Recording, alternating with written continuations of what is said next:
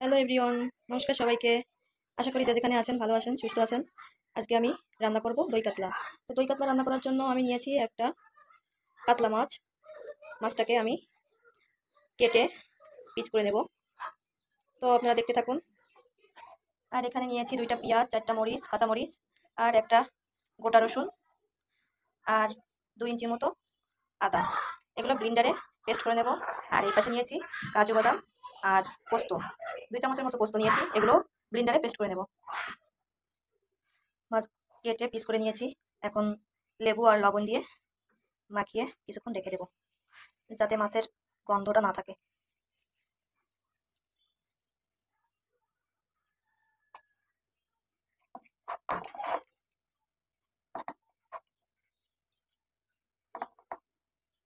মাছে লেবু লবণ মাখানো হয়ে গেছে।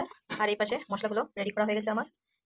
এই যে একটা মশলার পেস্ট করে নিয়েছি, আর হচ্ছে কাজু আর পোস্ত বাটা, আর এটা টক দই, আর এগুলো ফোড়নে দেওয়ার জন্য। তো এখন চুলায় প্যান বসিয়ে দিয়েছি, কড়াই গরম হয়ে গেছে, তেলটা দিয়ে দেবো। আপনারা সবসময় চেষ্টা করবেন কড়াইটা যেন ধোয়া ওঠা গরম হয়, তা না হলে মাছ লেগে যেতে পারে। এখন মাছ একটা একটা করে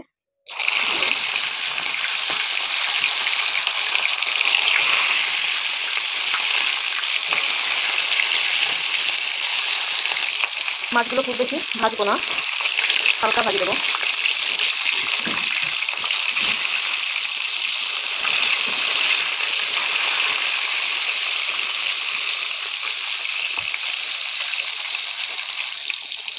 এই অবস্থায় মাছগুলো তুলে নেব।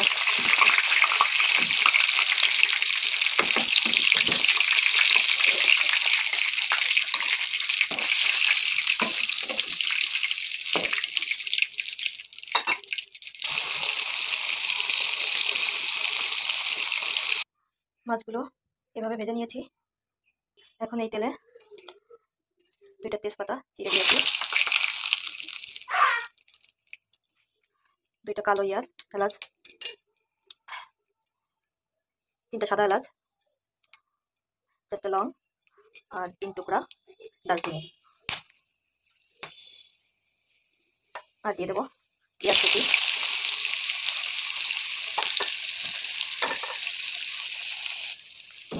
পেঁয়াজগুলো একটু ভাজা ভাজা হয়ে গেলে দিয়ে দেবো পেস্ট করে রাখা মশলাটা।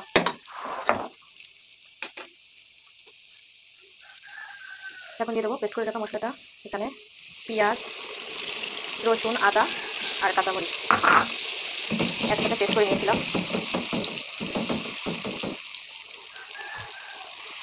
এখন দিয়ে দেবো পোস্ত আর কাজু বাদাম পেস্ট।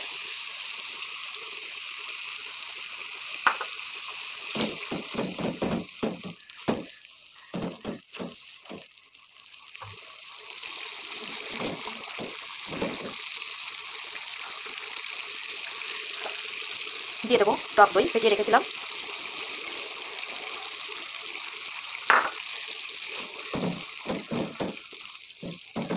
এই পর্যায়ে একটু পানি অ্যাড করে দেবো। এবার কিছুক্ষণ কষিয়ে নেব।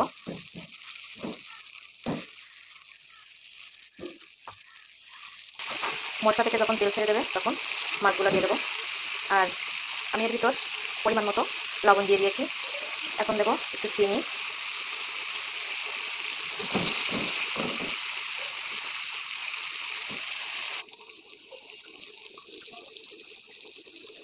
দেখুন মশলা থেকে তেল ছেড়ে দিয়েছে। মশলাটা ভালো করে কষিয়ে নেওয়া হয়েছে, আর সুন্দর একটা স্মেলও আসছে। এখন মাছগুলো দিয়ে দেবো।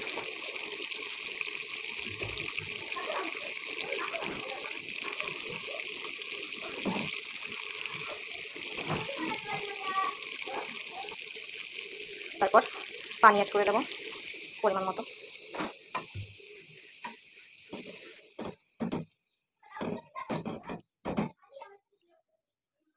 ঢাকা দিয়ে কিছুক্ষণ জাল করে নেব।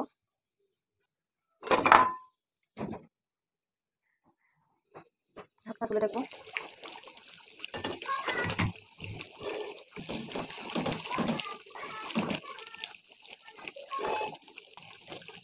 এখন কয়েকটা কাঁচামরিচ দিয়ে দেবো, আরও কিছুক্ষণ ঢাকা দিয়ে দমে দেবো, আর চালটা লো ফ্লেমে থাকবে।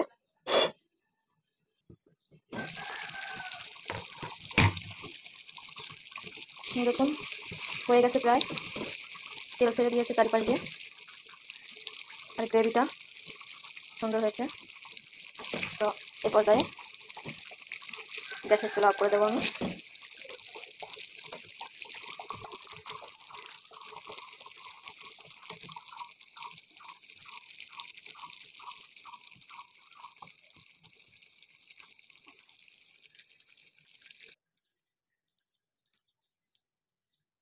সো গাইস, হয়ে গেল আমার দই কাতলা রান্না। তো গরম ভাতে, পোলাওতে আপনারা এটা রান্না করে খেতে পারেন।